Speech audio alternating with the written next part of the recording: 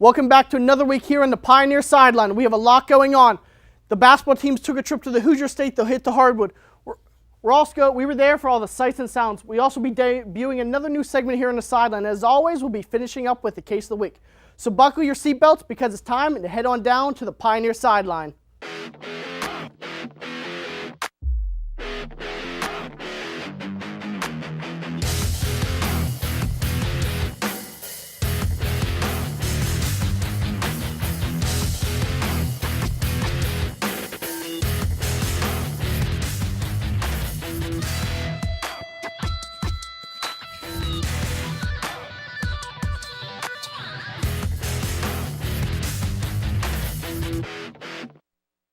Welcome to the Pioneer Sideline. I'm your host, Kyle Anthony. This week, the women's basketball team was looking to get back on track and get back to their conference dominance. So I'm going to send it over to Blaine King to tell us what's going on with the team. Thanks, Kyle. After the Point Park women's basketball team came away from a devastating loss to the Indiana Southeast Grenadiers last week, they had 2 games to play until they faced another top KIAC opponent. The first game was at Cross City rival Carlo. Point Park looked to clinch its 4th consecutive 20-win season and stay in the race to have the #1 seed and home court advantage in the KIAC tournament. Unlike the Pioneers' past games against Midway and IU Southeast, the Pioneers came out in this first half hot as they led by a score of 41 to 26. They shot 56.7% from the field in the first half. In the second half, the Pioneers cooled off but ended up winning the game as the final of this game was 75 to 64. Both Kelly Johnson and Carly Force had a huge impact on this game. Force had a total of 18 points and 4 rebounds, and Johnson had a career high of 33 points, 6 assists, and 6 steals. Next up for the Pioneers was a road trip to Indiana for a matchup against Indiana East Red Wolves. For the 4th time this season, Point Park put up 100 points in this game, but it did not start off so good for the Pioneers, as the Pioneers trailed at halftime by a score of 48 to 40. The second half was a different story, though. In the second half, the Pioneers scored 63 points, which is a career-high amount of points the women's basketball team had put up against a KIAC opponent in a single half. The Pioneers also kept IU's offense in check as they held them to only 31 points in the second half. The Pioneers shot a team-high 72.7% from the field in the second half as well, which is a team high in the Tony Grenick era. The final of this game was 103 to 79. The 103 points were the most points the Pioneers ever scored against a KIAC rival.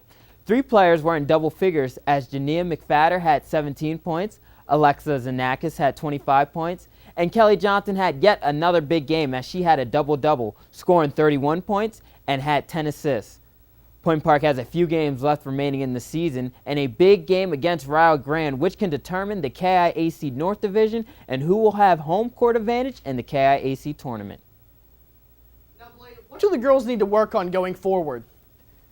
Well, Kyle, the girls, they need to work on coming out and having a fast start in games. We've seen lately that they've been coming out sluggish, and that's been costing them a few times. They've been able to overcome those sluggish starts, but down towards the stretch, it might end up costing them huge.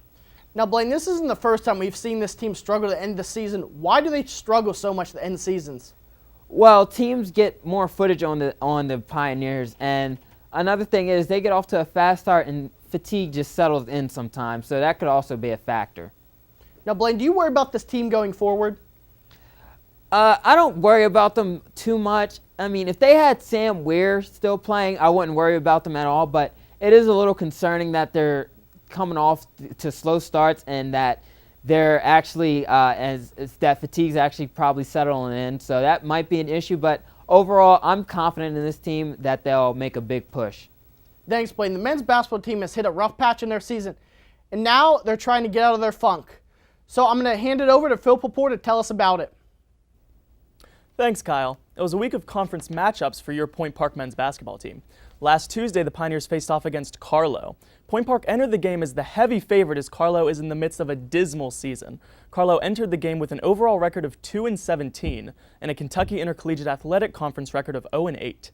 Even though the Pioneers are in the middle of their own mediocre season, they came into the game with a much better record of 11-9 and a KIAC record of 3-4.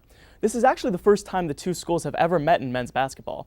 The Pioneers entered the game expecting a big W, and boy did they get it. However, the start of the game was far from smooth sailing. Midway through the first half, the Pioneers trailed the Celtics 14-8 before opening up a mammoth 18-0 run to take a 26-14 lead. The Pioneers ended the first half with a bang as Jeremy Williams drove a three-pointer at the buzzer to give Point Park a 42-29 lead. The Pioneers remained hot in the second half as they would stretch the lead to 20 points at one point. In the end, Point Park prevailed 88-73, which ended the Pioneers' two-game skid. In the game, Williams led the team with 24 points, and Barry Smith added a double-double with 14 points and 12 rebounds. It was his sixth double-double of the year. In Point Park's next game, they took on number 22 ranked NAIA Division II opponent IU East. This was the second opportunity the Pioneers had to knock off a nationally ranked opponent. Point Park upset then number 17 Cincinnati Christian earlier in the season. Looking to pull off the huge road upset, the Pioneers came out hot. With less than 9 minutes left in the game, the Pioneers held a 65-53 lead. This wasn't thanks to 21 points and 6 assists from Williams and a double-double from TJ Lanier, who added 24 points and 10 rebounds. After giving up the lead in the final minutes on an IU East three-pointer, Lanier made 2 free throws with 30 seconds left to tie the game at 73. In the final seconds, Tyler Fangman from IU East missed a shot, forcing overtime. The Pioneers remained strong in their upset bid as they took an overtime lead of 78-73. The Red Wolves would come back, however, and tie the game at 79. With under a minute to go, Fangman nailed the dagger, a three-pointer that propelled IU East to escape with an 84-81 win. Currently, the Pioneers have an overall record of 12-10 and a KIAC record of 4-5. With one conference game to go, the Pioneers are tied for second with Rio Grande, who the Pioneers play tonight. This is an all-or-nothing type game as the winner locks up second place in a first-round home game in the playoffs. Lucky for Point Park, this is a home game and they will feed off the home crowd for sure.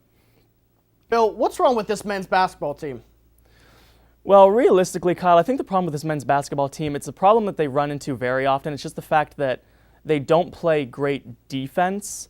I mean, the team, they look to score. That's what they go for, but in these kind of games, they need to be able to stop teams. They need to be able to have a defensive possession that can turn the game instead of looking just to score constantly. Because if they don't score over 100 points, they don't win their games. And that's what you saw with IU East. They were able to score a good amount of points. They just couldn't stop them when they needed to. Now, why can't they win a close game, Phil? Like I said, I think it just goes back to defense. They have the ability to score, but when you're up by 8 points with 9 minutes left to go, they should be able to play good enough defense that they can stop these teams and that they can continue to score but use their defense to keep the lead and close out these opponents. Just the defense is not doing it for them. Now, Phil, do you ever see them getting back on track, or do you think this rough patch is going the rest of the season?